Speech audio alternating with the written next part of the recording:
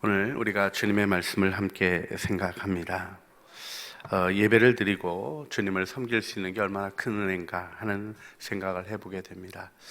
아무것도 두려워 말라, 우리 찬양을 들으면서 마음속에서 이렇게 두려움이 이렇게 저리로 물러가는 것 같은 그런 아름다운 은혜를 경험합니다. 예수를 믿고 주님을 만나며 예배하는 일에는 매우 구체적이고 실질적인 일들이 있다는 것을 우리는 마음에 두어야 할 것입니다. 눈에 보이는 것을 넘어서서, 또 때로는 내 마음의 느낌을 넘어서서 임재하시는 주님을 바라볼 때 우리는 주님이 결국 이루실 영광을 체험하고 증언하는 증인이 될 줄 믿습니다. 복음을 생각하며 하나님의 은혜 가운데 들어가기를 소원합니다. 비록 이 세상에 어려움들이 있고 힘든 일들이 있고 이렇게 참 겹겹이 어려움들이 이어지나 하는 고민도 있지만, 여러분, 예수님이 우리의 소망이십니다. 할렐루야. 우리가 예배 드리며 우리의 마음이 환하게 밝아져야 될 줄 믿습니다. 태풍 소식이 있으면서 여러 가지 힘든 것도 있지만요, 어제 저녁 노릇 너무 아름다웠습니다. 하나님이 주시는 아름다운 은혜들이, 우리를 격려하시는 변함없는 주님의 사랑이 우리 안에 있음을 우리는 마음을 열고 믿음의 눈으로 바라봐야 될 줄 믿습니다. 오늘 십자가의 능력이라는 제목으로 하나님의 말씀을 함께 생각합니다. 여러분에게 중요한 질문 두 가지 드리려고 합니다. 첫 번째 질문은 이것입니다. 십자가의 복음을 믿으십니까? 모두 다 아멘이신 줄 믿습니다. 가정에서 예배 드리시는 분들은 더 큰 소리로 아멘해 주셨겠습니다. 두 번째 중요한 질문 드립니다. 그 십자가의 복음을 믿으시고 여러분의 삶은 변화되셨습니까? 역시 또 아멘이어야 하는데, 아니요라고 대답하고 싶으신데 아니요라고 얘기하기는 좀 그러시고 글쎄요라고 얘기하셔야 되나 싶은 분들도 계실 것입니다.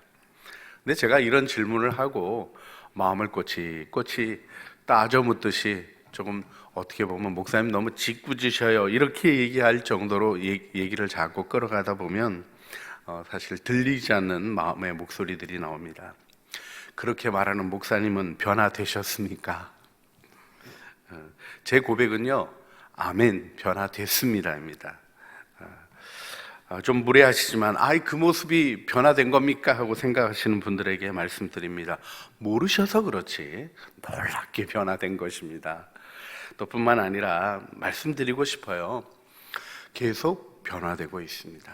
때로는 게으름 때문에 스스로를 자책할 때도 있고, 또 부족한 모습으로 낙심되는 날도 있지만, 십자가 복음을 의지할 때마다 주님은 용서와 구원의 은혜로 제 모든 죄짐을 가져가 주시고 주님 안에 있는 놀라운 변화를 확신하게 하십니다.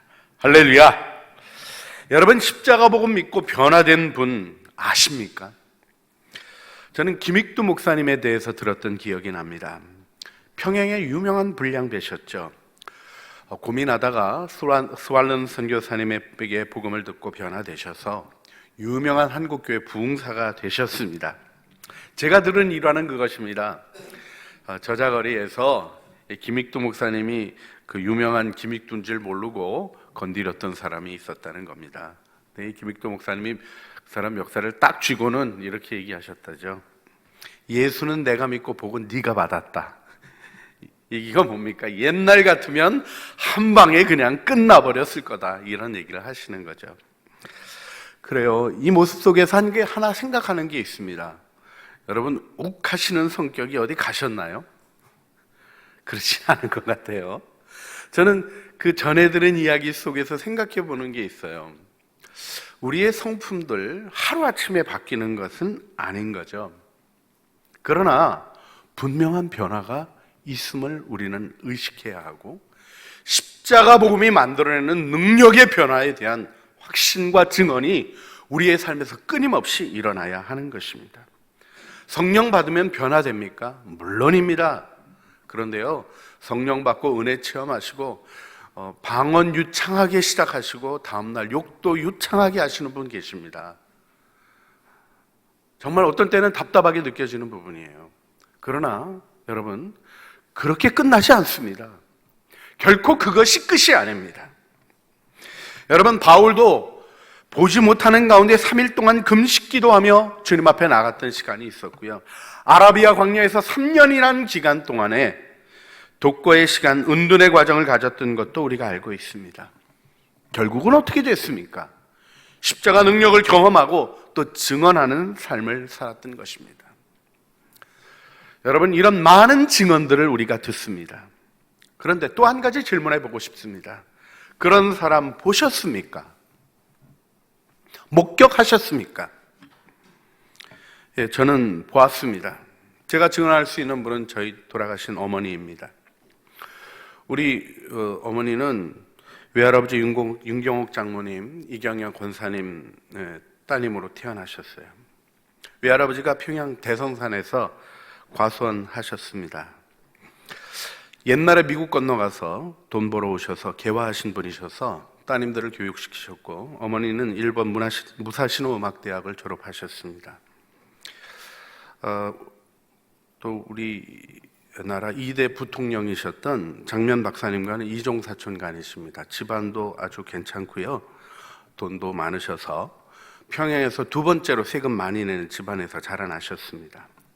그런데 어머니는 농부의 아들이신 저희 아버님과 결혼하셨습니다. 유학 시절 어머니는 대동아 전쟁 때에도 돌아오지 않으시고 일본에 머무시고 공부를 계속 하셨습니다. 교회 나가지 못하시고 신앙생활 못하시니까 좀 흐릿해지셨어요. 귀국하셔서 예명활동하시는 일 속에 외할아버지가 제동을 거셨습니다. 내가 너 음악 공부시킨 거가 교회에서 봉사하라고 시킨 거지 다른 거 없다 하고 얘기하시니까 어머니가 그럼 6개월만 예수님 찾아보고 아니면 그냥 세상살이 하시겠다고 결심하셨습니다. 그랬다가 이제 재건교회 부흥사경에 참석하시고 은혜 받으시고는 졸업장 사진 다 불사르시고, 그런 걸 왜 불살렀는지는 모르겠다 싶긴 한데요. 어쨌든 불살르셨어요. 불살르시고 과거를 다 끊어버리셨습니다. 결혼도 집안이 서로 맞지 않고 문화적인 차이가 있어서 아버님과 결혼하는 일이 결코 쉬운 일은 아니었습니다. 집안 모든 분들이 다 반대하셨어요. 근데 어머니는 아버지가 전하는 십자가 복음 하나만 딱 보신 겁니다. 그리고 결혼하셨어요. 그래서 제가 태어난 겁니다. 할렐루야. 우리 어머니가 바뀌셨죠. 변하셨죠. 제가 기억하는 어머니는 가난한 목사의 아내셨지만 일 배우신 적이 없어서 저 어려서 자라날 때는요, 서울 레슨하러 가시면 또 저를 돌보셔야 되고 그래서 가사 도우미가 늘 집에 계셨습니다. 우리 어머니가 평양 여자잖아요. 평양 여자가 얼마나 강한가 며느리한테 물어보시면 됩니다. 문화와 성격이 확 다 바뀌었냐? 아니요. 하지만 아들에게 분명히 뇌리에 인식되어 있는 것이 있습니다. 우리 아버님이 하시는 일을 반대하신 적이 없어요. 개척 나가시는데 반대하신 적이 없습니다. 남한에 내려와서 15교회를 돌보신 아버지 끊임없이 뒤집어 엎으셔도 끊임없이 따라가셨습니다. 교회를 떠나시겠다고 하면 같이 정리하셨고요. 아무리 힘들고 어려워도 주의 뜻이라면 순종하셨습니다. 제가 기억하는 어머니는 순종의 사람이셨어요. 고집 있으셨고요. 성격 대단하셨다니까요. 다른 사람들은 모르십니다. 어제 함께 음악 활동하셨던 98세 되신 손윤열 교수님이 전화를 주셨어요. 전화 같이 했어요. 조용하고 주장하지 않으시는 분으로 모범을 보이셨던 어머니에 대한 그리움을 표현해 주시더라고요. 하지만 제가 아들이기에 아는 게 있습니다. 밖에 가면요, 기본 태도가 되시고 외교적인 분이시라서 자세를 흐트린 적이 없으셔요. 근데 가끔 무섭습니다. 성격이 있으시죠. 또 제가 기억하는 날이 하나가 있는데요, 아버님이랑 다투셨던 적이 있었어요. 암만 해도 아버님이 무리한 얘기하는 것 같아서 그때 제가 중학생 시절이었던 것 같아요. 한마디 했어요. 아버지 어머니가 맞는 것 같은데 뭐 요 얘기 나갔다가 어머니한테 죽었습니다. 어머니한테. 아버지가 맞는데 네가 왜 까부냐 이렇게 나오신 거죠. 아니 지금 두 분이 싸우시는 거가 이제 좀 들려가지고 가가지고 어머니 거두는데 그렇게 얘기하시면서 뭐 삼종지도 이런 거 얘기하셔요. 그 유교 얘기입니다. 여성이 아버지에게 순종하다가 결혼해서는 남편에게 순종하고 남편 죽으면 자식에게 순종하고 뭐 이 얘기를 하시고 정말 그렇게 사셨어요. 근데 우리 어머니가 유교적이셨냐? 전혀 아니셨어요. 어머니의 삼종지도는 하나님을 향한 순종이었고 자신의 마음을 꺾고 주님 뜻대로 살고자 하는 결단이었던 것을 저는 기억합니다. 제가 목회하면서 목사가 돼서 다른 얘기를 듣습니다. 예수 믿어도 성질은 못 고친다. 못된 성격 바뀌지 않는다. 정말 그렇습니까? 예, 저 자신을 봐도 그런 모습이 옛사람의 모습이 일어날 때가 있는 걸 부인할 길이 없습니다. 그러나 분명한 진실이 있습니다. 복음을 믿고 변화가 없다면 믿지 않은 것입니다. 우리가 이 사실을 정직하게 인정하고 하나님 앞에서 우리를 세워야 합니다. 왜요? 복음의 능력은 위대하기 때문입니다. 내가 맛보지 못했다고, 내가 느끼지 못했다고 없는 것이 아닙니다. 구름 너머 태양이 빛나듯이 우리가 늘 얘기하듯이 여러분, 복음의 능력은 하나님이 우리에게 주신 변함없는 축복인 것입니다. 요한복음 4장 14절에서 주님은 무엇을 말씀하셨습니까? 내가 주는 물을 마시는 자는 영원히 목마르지 아니하리니 내가 주는 물은 그 속에서 영생하도록 솟아나는 샘물이 되리라. 세상에 사라지는 물이 아닌 물, 목말라지지 않는 생수를 얘기하십니다. 그렇습니다. 우리가 예수 믿으면서 세상의 실패를 만회하는 물을 얻었다 이런 얘기를 하는 게 아니에요. 속에서 영생하도록 솟아나는 샘물. 예수님께서 요한복음 7장 37절로부터 38절에 무엇이라고 말씀하셨죠? 우리 같이 그 말씀 읽어볼까요? 명절 끝날 곧 큰 날에 예수께서 서서 외쳐 이르시되 누구든지 목마르거든 내게로 와서 마시라. 나를 믿는 자는 성경의 이름과 같이 그 배에서 생수의 강이 흘러나오리라 하시니. 그렇습니다. 어려움이 없어진다는 약속은 없습니다. 영원한 나라가 시작될 때 그 일이 이루어질 것을 말씀해 주시죠. 그러나 오늘의 어려움을 넉넉히 이기게 하시는 살아 움직이는 하나님의 사랑이 우리에게 있는 것입니다. 로마서 8장 37절에 바울은 우리에게 있는 모든 어려움들과 우리가 이해하지 못할 표현까지 영적인 일들을 언급하면서 그러나 이 모든 일에 우리를 사랑하시는 이로 말미암아 우리가 넉넉히 이기느니라. 겨우 견디다가 아니라요, 넉넉히 이겨간다고 말씀하고 있습니다. 복음은 소망이나 개념이 아닙니다. 마음의 현실이요 우리의 삶에 임하신 능력인 것이죠. 그래서 우리는 십자가의 복음이 그 복음을 믿는 자에게 어떤 일을 이루는 것인가 확실히 기억할 필요가 있는 것입니다. 우리 죄를 위하여 예수 그리스도께서 우리의 모든 죄를 담당하시고 갈보리 언덕 십자가에 달리셔서 우리의 죄값을 치루신 그 사건이 우리에게 과연 무엇을 가져다 주는 것인가 명확하게 기억할 필요가 있는 것이죠. 십자가 복음이 우리 안에 이루는 것은 무엇입니까? 첫째, 십자가 복음은 죄를 깨닫게 합니다. 할렐루야. 여러분, 죄 용서의 복음, 이렇게 복음을 너무 폄하시키면 안 된다 하는 이야기를 많이들 하시는데 깊이 동의하는 바입니다. 복음은 하나님 나라의 구원으로 확장되어지는 놀라운 은혜의 영역, 풍성하고 넓은 전인적인 구원과 전 세계적인 그리고 우주 전체의 질서를 회복시키시는 하나님의 능력임을 저는 믿습니다. 그런데요, 죄 용서의 복음은 결코 작은 게 아닙니다. 이 죄 용서의 복음으로부터 모든 변화가 시작될 수 있는데요, 십자가의 복음은 죄를 깨닫게 해주십니다.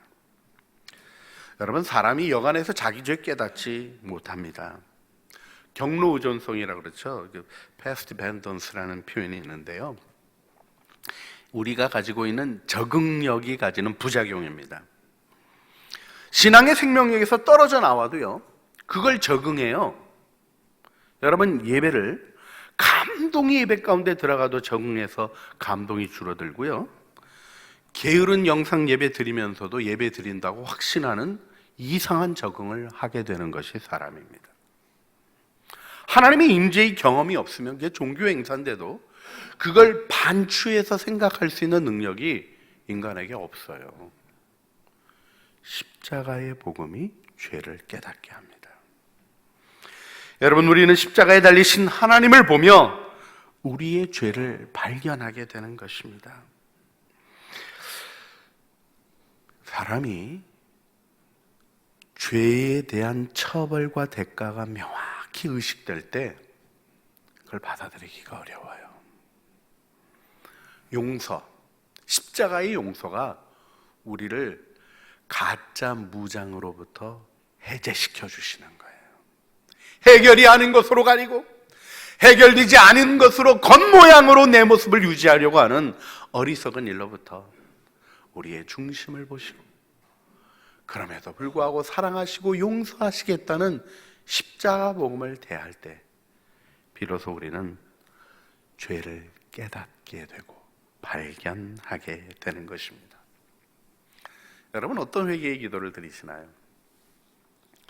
어느 집에서 아들하고 어머니하고 무척 싸웁니다. 주일인데 아들이 교회 가기 싫다 그러는 거예요. 어머니가 단호하게 얘기합니다. 절대로 허락할 수 없다. 그리스도인이 주일에 예배 안 드린다는 게 맞는 얘기냐? 두 번째, 우리 가문에서는 주일에 예배 드리지 않는 일을 허용하지 않는다. 그리고 세 번째 하신 말씀이 네가 담임 목사인데 어쩌자는 거냐, 이렇게 얘기를 하셨다는 거죠. 여러분, 목사도 예배 드리기 싫을 때 있을까요? 있을까요? 없을까요? 여러분, 있다고 대답해도 목사를 무시하는 거였고요, 없다고 얘기해도 목사를 신격화하는 거 아십니까? 이게 쉬운 얘기가 아닙니다. 그런데요, 그런 얘기도 들어봤어요. 어느 목사님이 수요일 날 수요 기도에 깜빡하고 극장 가신 거예요. 가셨다가 안수 집사님을 만나셔서 그 교회에 사임하게 되셨답니다. 그 이야기를 전하는 목사님이 목사는 가면 안 되고 안수 집사는 가면 되는 거냐고 아주 그냥 그 마음이 힘들어져 계신 얘기를 제가 들었던 적이 있어요. 근데요, 안수 집사한테 들키면 문제고 주님 앞에서는 아닙니까? 우리가 가끔 잊어버리는 게 있어요. 죄의 뿌리를 살피는 능력, 이 십자가의 능력을 우리가 기억해야 합니다. 주님이 용서하셔서 우리를 죄에서 해방시켜 주시는 것이다. 그래서 우리는 스스로의 정죄가 무서워서 스스로 이유를 찾고 자기의 무의식 속에서 죄를 정당화하는 일로부터 벗어나 있는 그대로 십자가 앞에 죄를 꺼내게 되는 것입니다. 어거스틴의 고백이죠. 오 복스러운 죄여, 어쩌면 그 은혜로우신 주님을 만나게 하였는가 고백했던 이 고백이 우리의 삶과 은혜의 고백인 것을 우리가 기억해야 합니다. 십자가 복음은 우리에게 죄를 깨닫게 합니다. 두 번째, 십자가 복음은 은혜를 깨닫게 합니다. 십자가에서 죄를 깨달으면 우리는 은혜 안으로 진입합니다. 내가 미워하는 존재임을 고백하며 미움으로 가득 찬 자신을 깨달을 때 우리는 용서라는 은혜로 진입해 가기 시작합니다. 내가 육신꾸러기라는 사실을 깨닫고 그 일을 인정할 때 비로소 집착의 묶임으로부터 풀려지는 은혜가 시작됩니다. 내가 정죄의 판단의 죄를 짓는다는 사실을 인정하고 회개할 때 우리는 비로소 나를 찌르는 무기를 내려놓고 자유와 평화를 얻게 되죠. 십자가의 복음, 이 은혜를 깨닫게 되는 놀라운 축복이 오늘 예배하는 우리 창조의 모든 식구들에게 있으시기를 주님의 이름으로 축원합니다. 복음을 통해서 은혜를 깨달은 증거는 무엇일까요? 그 증거는 바로 자신이 정죄할 자격이 없는 자임을 깨달아 알게 되는 것입니다. 바울이 디모데전서 1장 15절에서 내가 죄인 중에 괴순이라 하는 고백을 해요. 하나님의 교회를 핍박했으니 뭐 그럴 수 있겠다. 자신도 그 일을 언급하고 있어서 이해는 하게 됩니다만은 이 구절을 자세히 묵상하며 다시 한번 주목하게 되는 부분이 있었습니다. 그게 무엇이냐면 죄인 중에 내가 괴수였습니다가 아니라 죄인 중에 내가 괴수입니다 하는 현재형 고백입니다.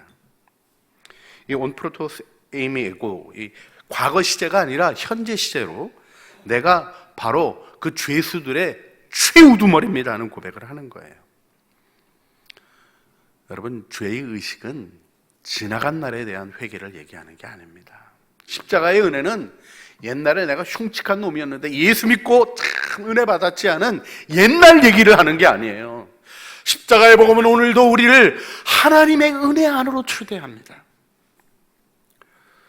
기도하며 용서를 경험할 때 가지는 기쁨을 무엇에 비유할 수 있을까요? 십자가 사랑이 하나님이 주신 은혜임을 우리는 경험하게 되는 삶의 굵직한 순간들을 가지게 됩니다. 저도 지난번 안식년 하면서 골고다에서 기도하다가 성지에 가서 기도하다가 십자가 사랑이 대상의 유익을 위한 정말 진실한 마음과 태도와 행동인 것을 생각하고 묵상하면서 제가 미워하고 힘들어하고 괴로워하는 사람이 다름 아니라 내가 사랑하는 사람이라는 사실을 명확히 보는 회개의 시간을 가지게 됐었습니다. 그리고 나서 일어난 변화는 무엇입니까? 은혜. 그분이 보고 싶어지더라고요. 마음이 바뀌더라고요. 당일날 안 바뀌었습니다. 새벽 5시에 홀리스폴커 처치에 가서 기도하는 시간을 계속 가지는 동안에 용서가 이루어지고 용서하게 되고 내 부족함도 회개하게 되고 그러니까 보고 싶어지더라고요. 제가 돌아와서 그 고백하는데 교회 어르신이 그 말씀 쭉 듣더니 한마디로 이렇게 얘기해 주셨어요.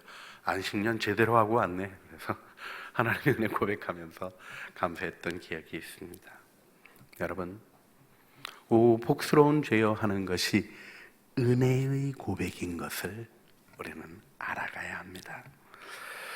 셋째로 십자가 복음은 은혜가 능력임을 경험하게 합니다. 할렐루야. 우리는 현실을 직시해야 합니다. 건물을 멋있게 세운다고 세상이 바뀌는 게 아닙니다. 우리들이 보람있고 칭찬받는 일을 한다고 해서 세상이 바로 예수 믿는 게 아닙니다. 소위 무엇을 끝까지 붙드실 것인가 하는 마음의 결단을 바로 세우셔야 합니다. 여러분의 삶의 능력은 어디로부터 나옵니까? 은혜로부터 나오는 것입니다. 십자가의 은혜. 그래서 십자가를 붙드는 확신. 이것이 이해되어지지 않는 일임에도 불구하고 사형틀을 붙잡고 눈물을 흘리는 그리스도인을 보면서 그 사형틀로 정치범들을 처형하던 로마 제국이 기독교 국가로 바뀌어버리고 만 것 우리 함께 기억하기를 원합니다. 그렇습니다.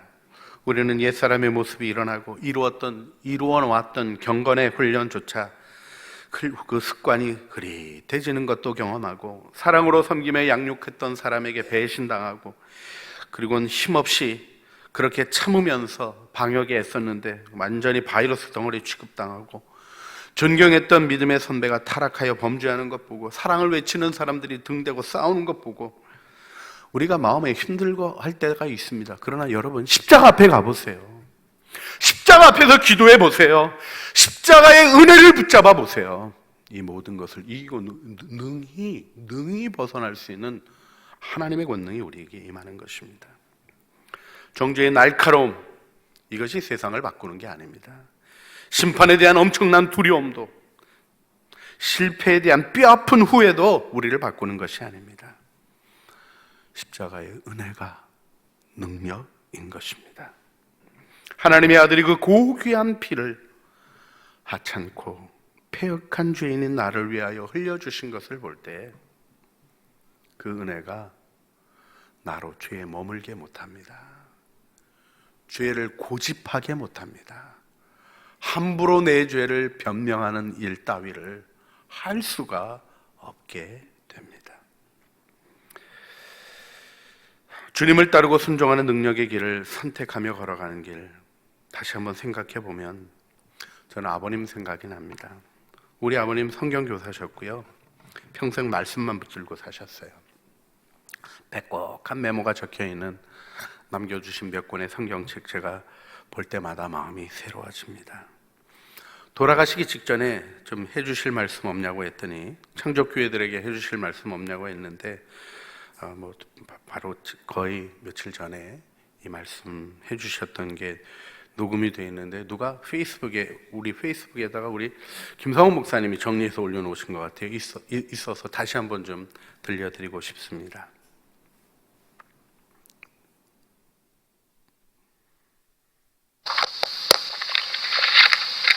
창조교회에 부탁할 것은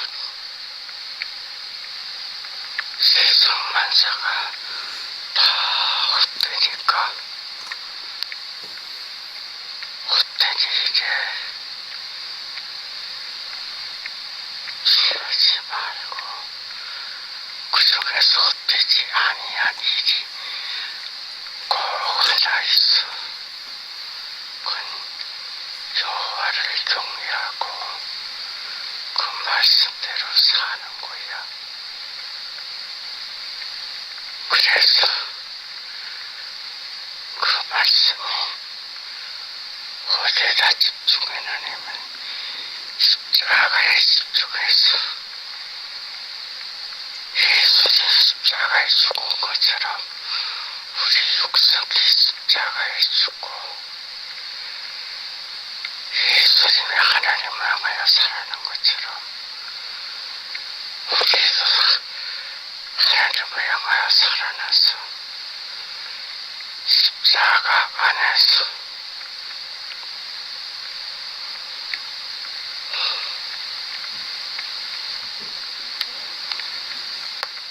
십자가를 의지하고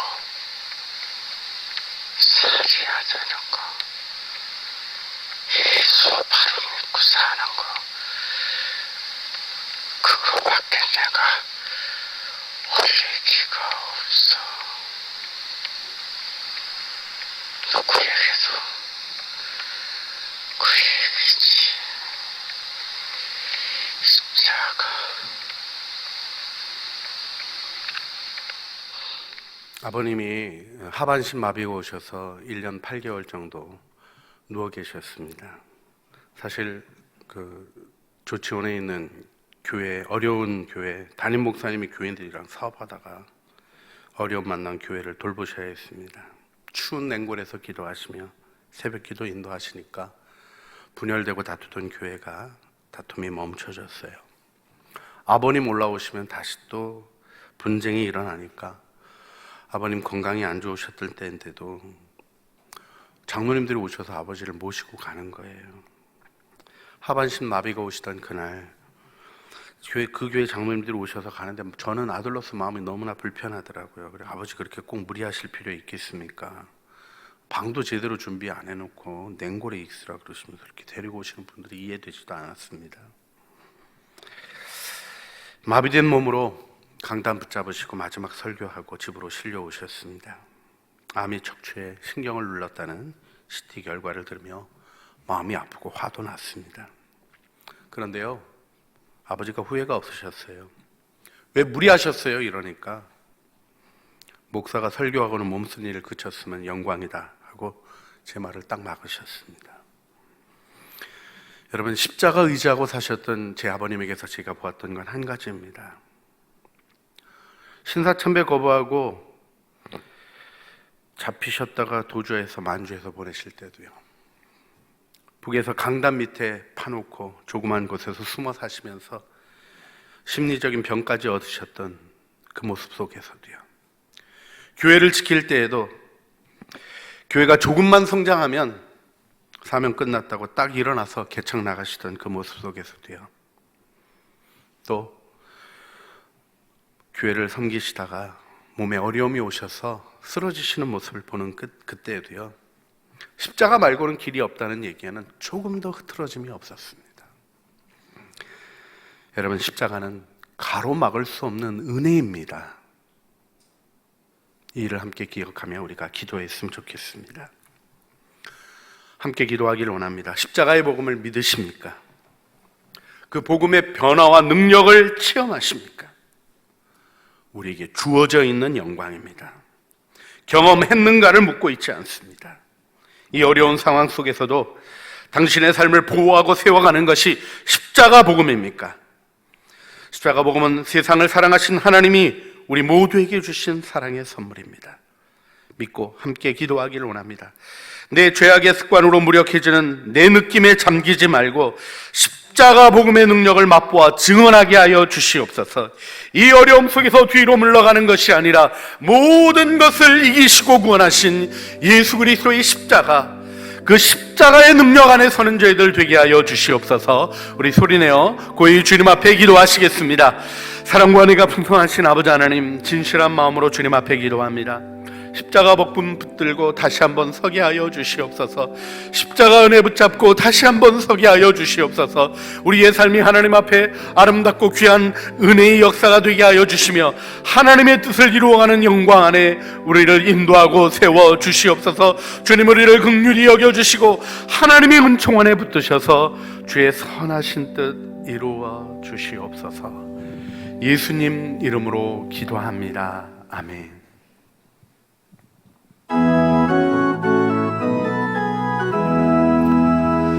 만왕의 왕 내 주께서 왜 고초당했나. 이 벌레 같은 날 위해 그 보혈을 흘렸네. 십자가 내가 처음 볼 때에 나의 맘엔 큰 고통 사라져. 오늘 믿고서 내 눈 밝았네. 참 내 기쁨 영원하도다. 주 십자가 못 박힘은 속죄함 아닌가. 그 긍휼함과 그 은혜 말할 수 없도다. 십자가 내가 처음 볼 때에 나의 맘에 큰 고통 사라져. 오늘 믿고서 내 눈 밝았네. 참 내 기쁨 영원하도다. 늘 울어도 큰 은혜 다 갚을 수 없네. 나 주님께 몸 바쳐서 주의 일 힘쓰리. 십자가 내가 처음 볼 때에 나의 맘에 큰 고통 사라져. 오늘 믿고서 내 눈 밝았네. 참 내 기쁨 영원하도다. 십자가의 도가 멸망하는 자들에게는 미련한 것이요, 구원을 받는 우리에게는 하나님의 능력이라. 이제는 갈보리 언덕에서 피 흘리심으로 우리 죄를 대속하신 주 예수 그리스도의 구원하시는 은혜와 아들을 주어 사랑을 증언하시고 그 사랑으로 우리를 꼭 붙드신 아버지 하나님의 그 영원하신 사랑하심과 우리 안에 오셔서 떠나지 아니하시고 구원을 우리의 삶의 현실로 이루시는 성령 하나님의 교통하심이 십자가의 능력을 바라보며 그 능력 안에 서기를 소원하는, 그래서 그 능력을 증언하는 아름다운 증언들로 삶의, 가정의, 온 세상에 가득하게 하기를 소원하는 죄 백성들의 기도와 간구와 진실한 믿음 생활 위에, 창조 교회 위에, 속한 권속들의 삶과 수고하는 생업 위에, 하나님의 은혜가 간절히 필요한 이 민족 위에 이제와 영원 무궁토록 함께 있어지기를 간절히 축원하옵나이다. 아멘.